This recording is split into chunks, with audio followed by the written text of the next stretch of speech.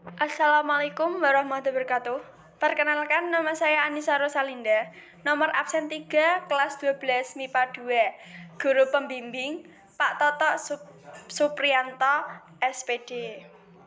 Kali ini saya akan memastikan tentang gelombang elektromagnetik atau infrared. Sebelum ke materi, saya akan membacakan tentang apa sih itu gelombang elektromagnetik itu.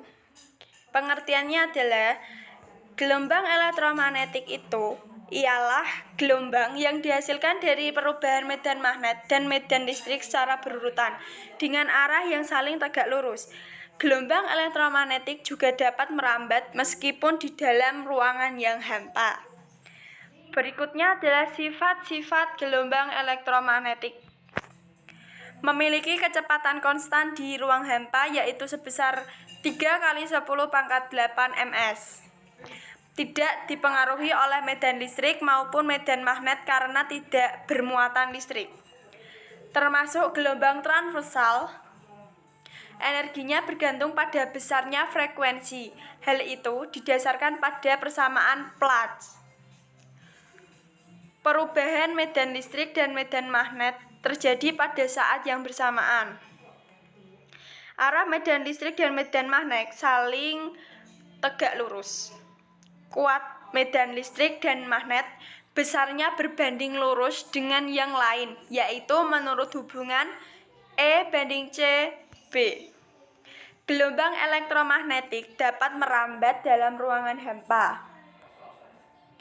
Gelombang elektromagnetik merambat dengan laju yang hanya bergantung pada sifat-sifat listrik dan magnet medium.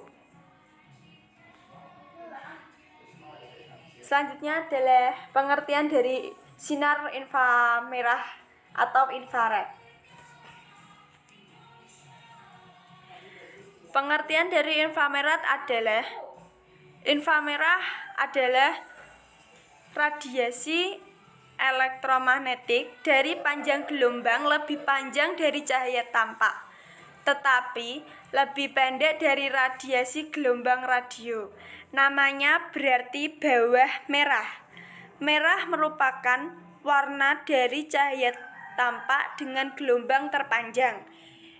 Infrared berada pada frekuensi 300 GHz hingga 400 THz. Perumusan masalah, apakah infrared berbahaya bagi manusia? Berikut pembahasannya. Tidak perlu khawatir karena bahaya inframerah bisa dihalau kaca film yang memiliki teknologi canggih dengan material metal. Dampak buruk yang dapat ditimbulkan radiasi inframerah ini jika terkena tubuh secara langsung yaitu berikut contoh-contoh bahaya infrared bagi manusia. Yang pertama, kulit bisa terbakar. Yang kedua, kerusakan pada retina. Yang ketiga, bisa menyebabkan kanker kulit. Kelima, bisa juga penuaan dini. Pemanfaatan dalam teknologi di bidang kesehatan, mencegah resiko gagal ginjal, mengembalikan cairan tubuh yang hilang, menjaga kesehatan kulit, menghilangkan nyeri di tubuh, menjaga kesehatan liver dan ginjal, bisa juga menghilangkan cacar. Selanjutnya adalah bidang komunikasi. Adanya sistem sensor inframerah, adanya kamera tembus pandang untuk pencitraan pandangan seperti night scope sebagai alat komunikasi pengontrol jarak jauh. Bidang keruangan. Inframerah yang dipancarkan dalam bentuk sinar inframerah terhadap suatu objek dapat menghasilkan foto inframerah yang bekerja berdasarkan pancaran panas suatu objek, dapat digunakan untuk membuat lukisan panas dari suatu daerah. Yang terakhir adalah bidang industri. Lampu inframerah merupakan lampu pijar yang kawat pijarnya bersuhu kurang lebih 2500 derajat Kelvin. Pemanasan inframerah merupakan suatu kondisi ketika energi inframerah menyerang sebuah objek dengan kekuatan energi. Kelebihan dan kelemahan dari infrared. Kelebihan infrared mengirim data dengan inframerah dapat dilakukan kapan saja karena pengiriman dengan inframerah tidak membutuhkan sinyal. Pengiriman data dengan inframerah dapat dikatakan mudah karena termasuk alat yang sederhana. Yang terakhir adalah pengiriman data dari ponsel tidak memakan biaya atau gratis. Kelemahan dari infrared pada pengiriman data dengan inframerah, kedua lubang inframerah harus berhadapan satu sama lain. Hal ini agak menyulitkan kita dalam mentransfer data karena caranya yang merepotkan. Inframerah sangat berbahaya bagi mata, sehingga jangan sekalipun sorotan inframerah mengenai mata.